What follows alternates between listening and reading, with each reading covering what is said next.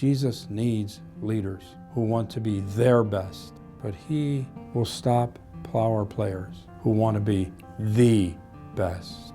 There's a big difference between being the best and being your best.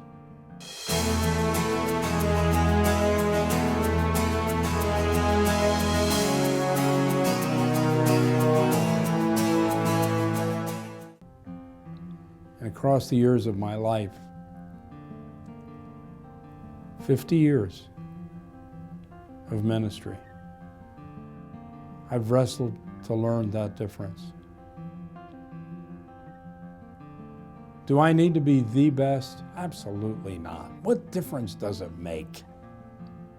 I'm going to die. It's done. It's over. One of the things you learn as you get older, that a lot of the things that you wrestled with and fought for and argued about never mattered. They never mattered in the first place, and they don't matter now. What a waste of life. And in the meantime, things that matter pass you by. Anything you need to use a power play to get doesn't matter. But if you will become a slave, as Jesus says, as he goes on to say to these men. The 10 became indignant. They were very offended. And Jesus called them all together and said, in verse 42, that those who are regarded as rulers of the Gentiles lord it over them and exercise authority. They come down on them. That's the image in both words. Coming down on their followers. But look what Jesus says. Not so with you. Not so with you. That's not leadership. If you're a come down kind of leader, you are a come down kind of leader. You are not a leader. You've stepped down from leadership. You may be a lord, but you're not a leader. You've left leadership. You're using power, but you have no power. It'll go away. It'll go poof. It'll be gone. You can hang on, maybe. Hang on. Just, hang on. To what? Open your hand and what do you have? You won't have anything. Not so with you. It's just not the way life is. It's just not the way leadership is. Leadership is not about power for you. Oh yes, leaders need power. I understand that. But power does not come by competing. Power does not come by grasping. Power does not come by making a play for it. Power comes by loving, serving, praying, weeping. Power comes by Jesus.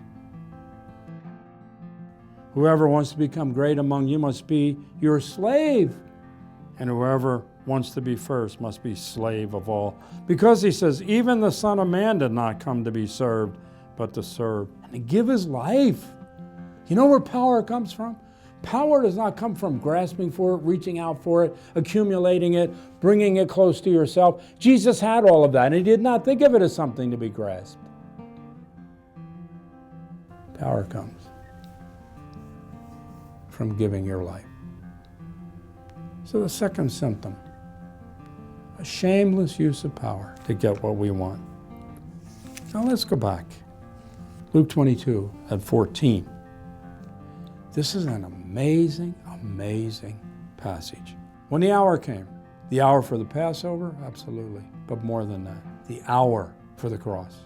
They reclined at the table, and he says, with desire, I have desired to eat this Passover with you before I suffer, because I'm not going to eat it again until it's fulfilled in the kingdom of God. Now, the men had no idea what he was talking about, and they couldn't. There was no way they could. They had no concept of 2,000, more than 2,000 years. They just couldn't grasp that. But what I think they should see, they could see, is the vulnerability of Jesus. With desire, I have desired. You are my most precious friends. Passover was a special time. It was either eaten with families or in this kind of setting like this with a teacher, a rabbi, and his followers who have become so close. These are his most precious earthly relationships. And he's saying to them, I have so looked forward to this time. You have no idea what it means for me to be with you right now. Right now, before I go to Gethsemane. Right now, before the soldiers come and take me and I go to Pilate and I go to Herod and I go back to Pilate and I go to Golgotha.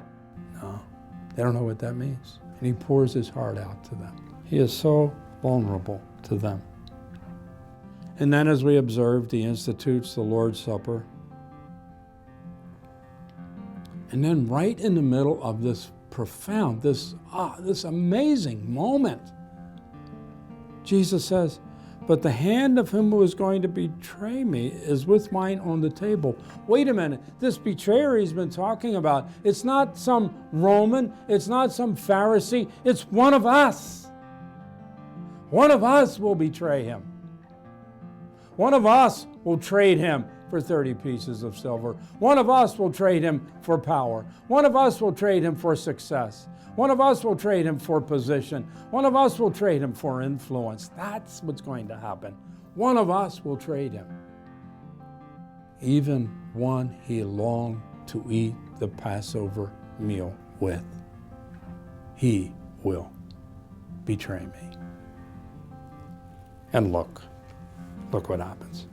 They began to question among themselves which of them it might be who would do this.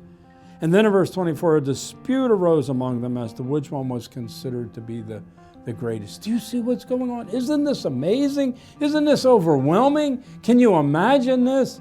Can you think of anything more insensitive? That's the third symptom. An insensitive arrogance that blinds us to the vulnerability of others. An insensitive arrogance that blinds us to the vulnerability of others. You know, a lot of us as leaders have a very hard time with vulnerability. It's almost like it's a disease. We don't want this disease. I mean, wow, I could catch it. I could have to admit that I don't know where my company is going. I could have to admit, I may even be the CEO, but I don't have any idea what I'm doing. I could have to admit that to somebody.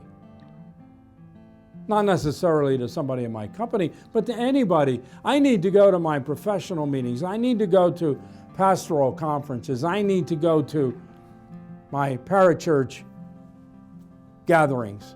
And I need to go and walk in and show that I know what I'm doing. I know where I'm going. I can't say to anybody, I have no idea what I'm doing, even though I don't. Because vulnerability is weakness. And Jesus is weak. He's vulnerable here. He starts with telling them how much he needs them and how much he loves them. That's what he's saying to them.